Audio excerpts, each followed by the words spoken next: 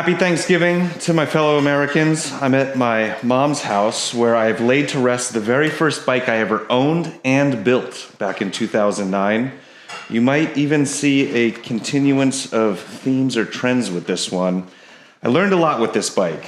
It had some problems, and that's kind of the theme of this episode, problem solving. Come on in, Charles. Hasn't got any wheels, it's a big problem. On this episode, we're going to be talking about wheels, hubs, front end, and it's going to be kind of a hodgepodge of footage from all over because it's one of those things where like you do a little thing and then you wait for the next little thing and then you do that little thing and then you wait. So let me just explain. These are the original forks from the Continental GT 535, and they're a little bit longer than they actually look on the bike, and they're going to work for what I want to use. And so I've designed everything around them, my whole frame geometry, etc. But I wanted to run narrower trees. These are from TC Bros. These are the extra narrow Sportster trees, and Sportsters have a 39 millimeter fork tube. These have a 41. So I actually sent these out to my friend who's a much better machinist than I am to cut these out a little bit bigger, and he did a fantastic job. It's actually the dad of a very dear friend of mine, the Snyder family, and all of them are pretty much geniuses. They work out of their garage. They have all types of different little businesses. Just want to say thank you to them. And if you need like prototyping or just genius level thought process and can actually like make it, prototype it, and suss it out, they can do it. They would do everything from like cars and motorcycles to medical grade implants that are being tested in pigs right now. It's kind of bizarre. You need somebody like that, let me know and I'll put you in touch. So this is a eBay special. It's a Barani style shouldered rim. It has this kind of like knife edge on the rim. It's meant to make the rim a little bit stronger. These are definitely knockoffs. I got them from eBay. I've run these wheels on a lot of stuff. They're pretty decent, especially for the price. These are like 120 bucks each. And, you know, they're already polished, so it's going to work with everything that I got. This is the rear rim, and my rear hub is actually coming back from Nick at NBP.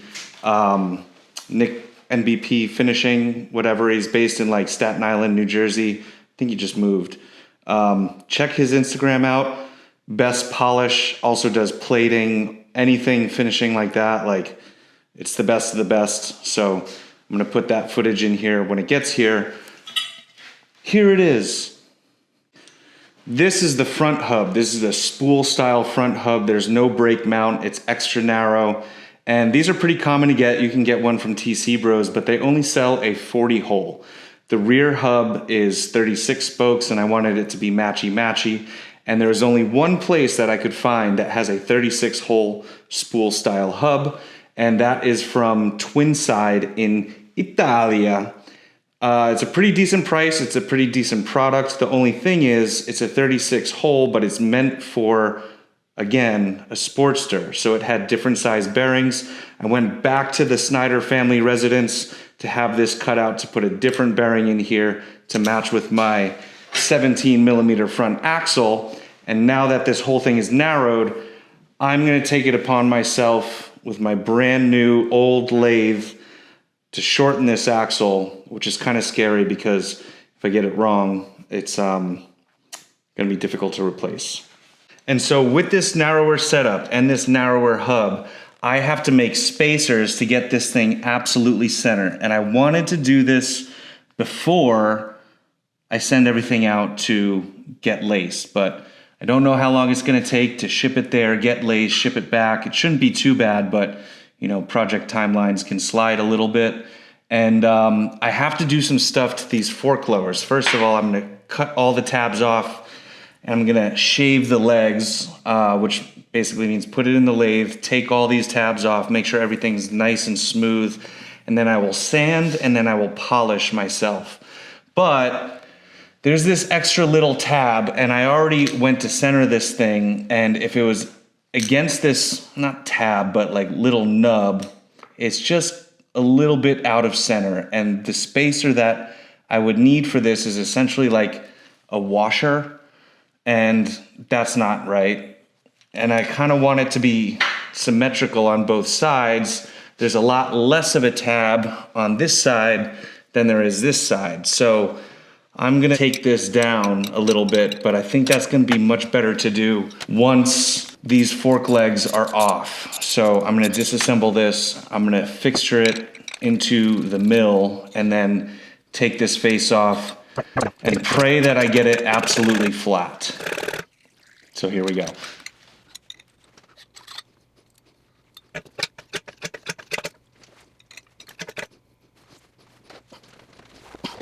Well, I'm an idiot.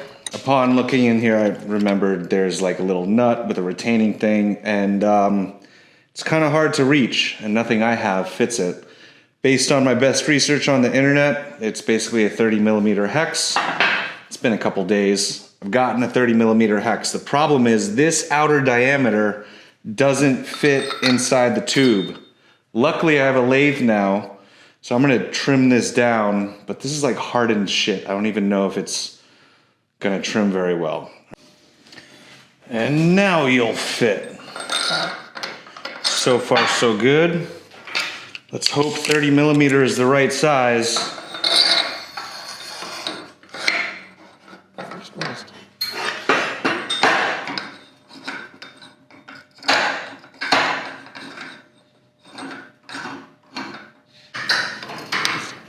I don't know, guys.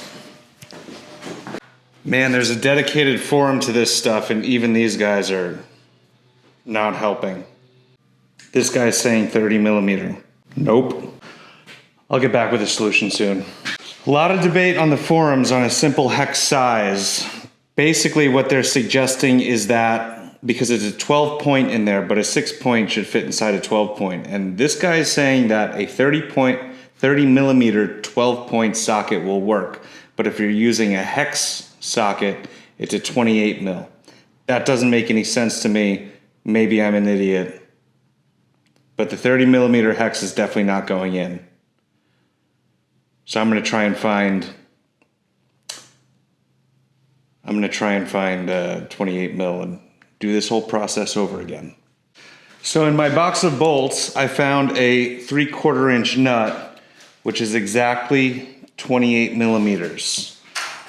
I don't have a 3/4 inch bolt that long. I can get some all thread and then do the double nut thing on the top, and that should work. But before I do that, I'm gonna drop this down in here and see if it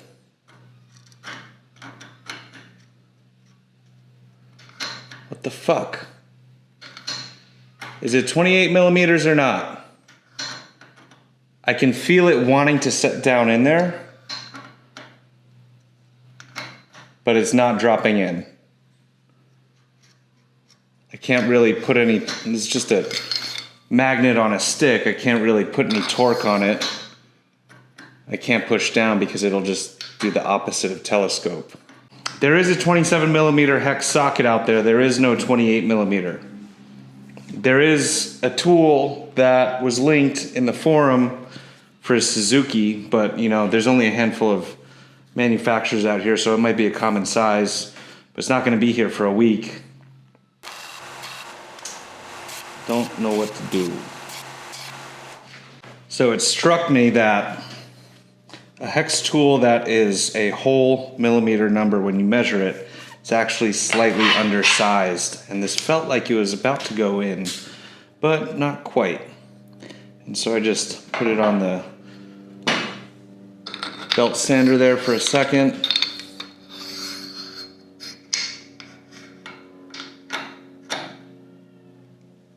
Success. Let's go get some 3/4 inch all thread, about 3 feet long. We're gonna do the double nut method. Waste of time, but yep, you can see the marks on the tool. Don't let my sacrifices be in vain. All thread.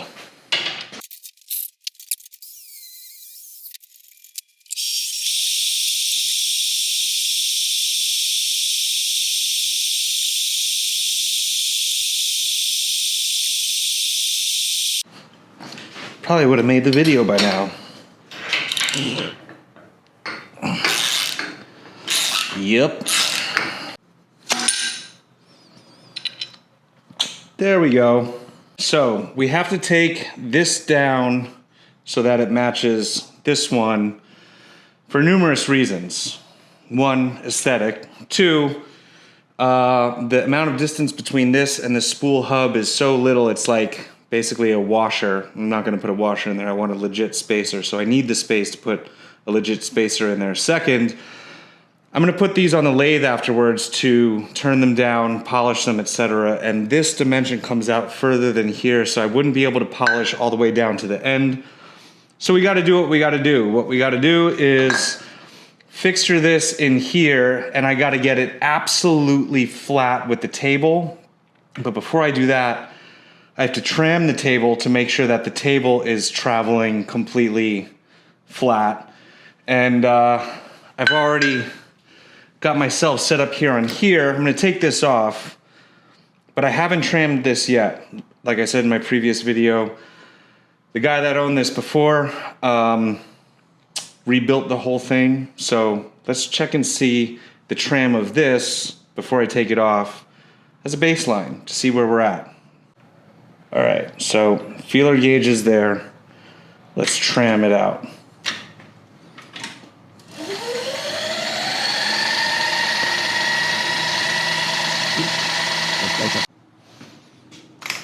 I would say that's pretty good for not tramming it myself and putting this fixture on here, just not even paying attention. Pretty fucking good. But let's double check the actual table, make sure that's trimmed, which it should be with this thing on here trimmed well. Anyway, I just put in my Z-axis caliper gauge thing. Had to make a new backing plate for it. Put my initials in there. Pretty stoked on that.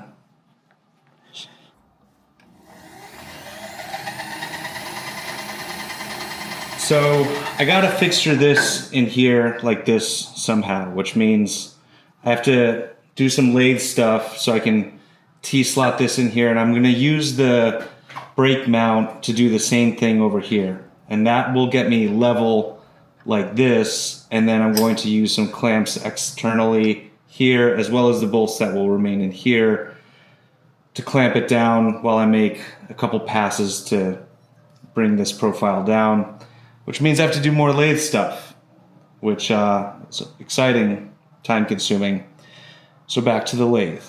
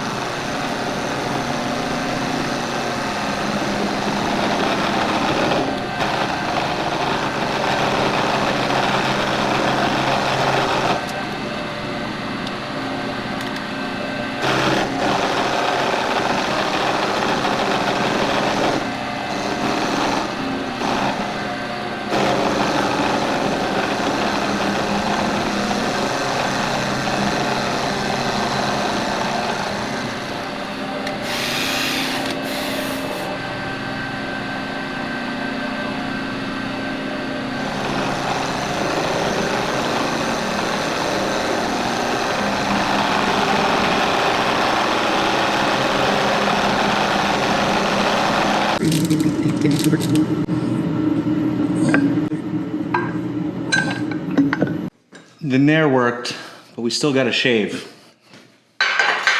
It's a bad joke.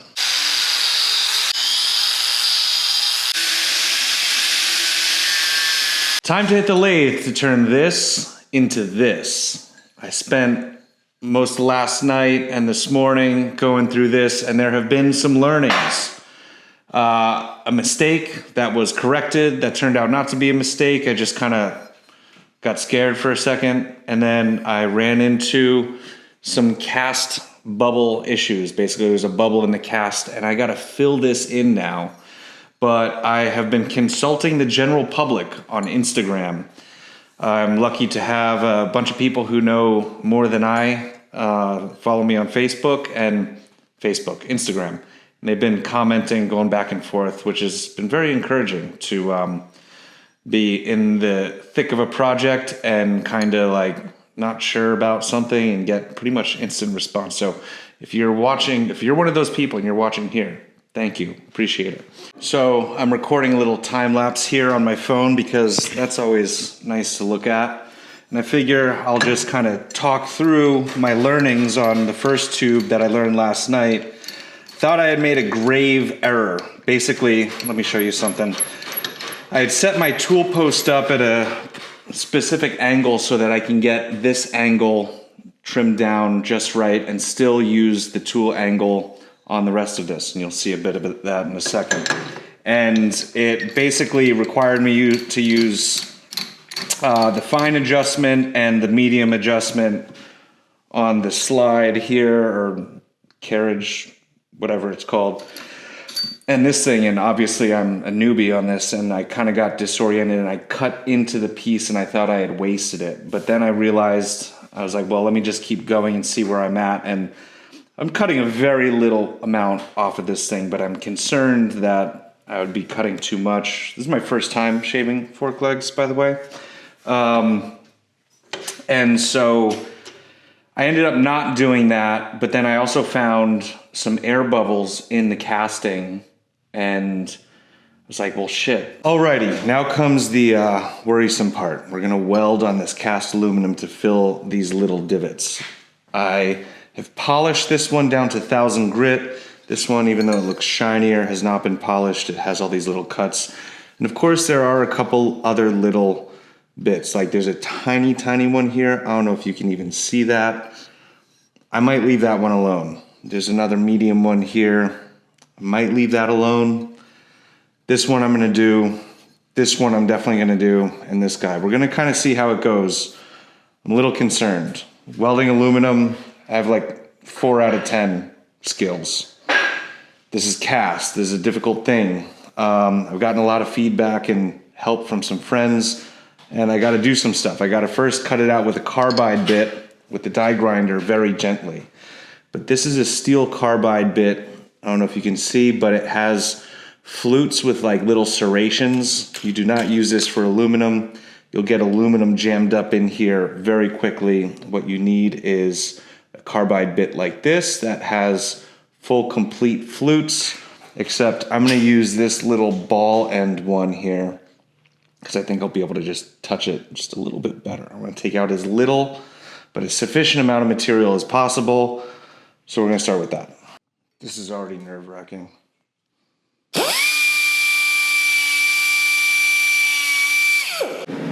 All right, so these have been gouged out. I sanded it down, cleaned it with alcohol. We're gonna try and boil out any imperfections. Something just came out. I don't know what it was.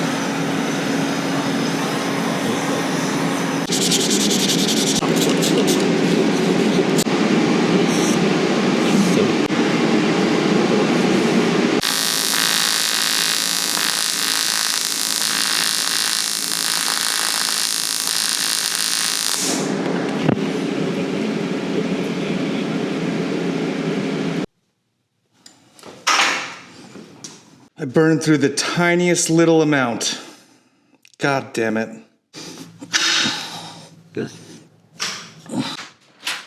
We may have some solutions from the legends on Instagram. 400 grit, yeah, that sounds right. So we got this seal. This has to be a tight fit in there, but that's a little bit larger than this. There's just a little bit of a gap, and I'm gonna take this sandpaper. If I keep the pressure on the spot that's protruding on the inside, it should only hit the high spot until it meets the rest of the wall. Now, it may touch the rest of the wall and take some of that profile down, but this isn't a seal, it's just basically a guide. In fact, there's an opening here, so it's definitely not sealing anything. It's just to keep it relatively taut, and all I gotta do is... Oh, Justin Haney, you are a legend. So if you can't tell, there's been a lot of interaction, posting and stuff on my stories on Instagram, and I am very lucky to have a bunch of friends, or some people I haven't even met before, but they're coming up with solutions, and it's a huge help. So thank you guys, really, really appreciate it. Good morning.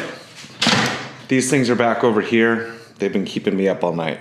I've already taken these faces down here, and I thought that the height of these would clear the radius of me taking these down. Now, it did take this corner down a little bit. Didn't take this corner down, even though these are the exact same diameter right now.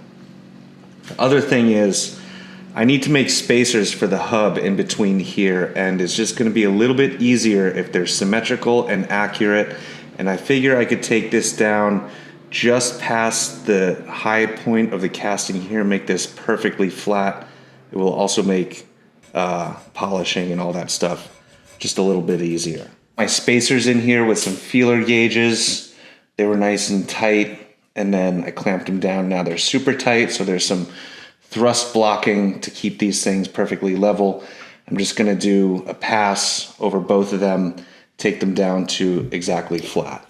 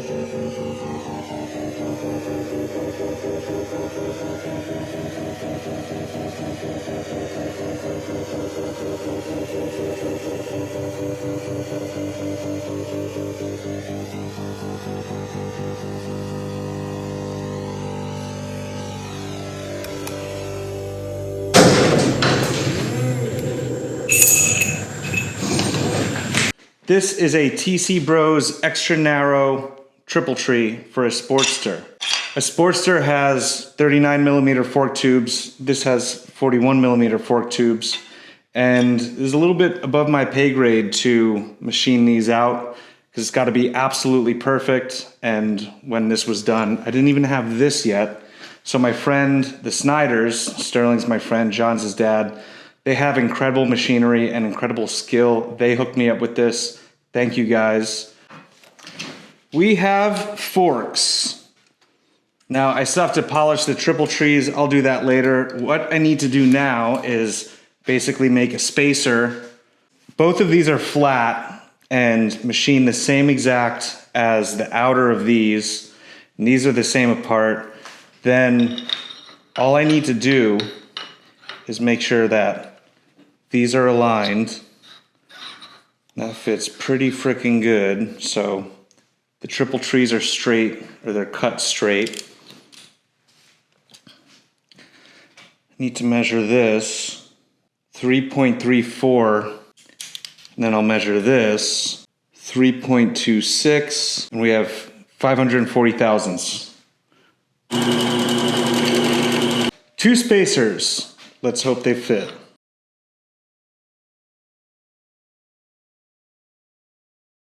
Look at that. Now obviously I still have to shorten this axle. I gotta do some modifications on both ends for it to fit the way that I want. So we're gonna do that later because I gotta get this hub and the wheels out to Buchanan because I'm leaving for 2 weeks.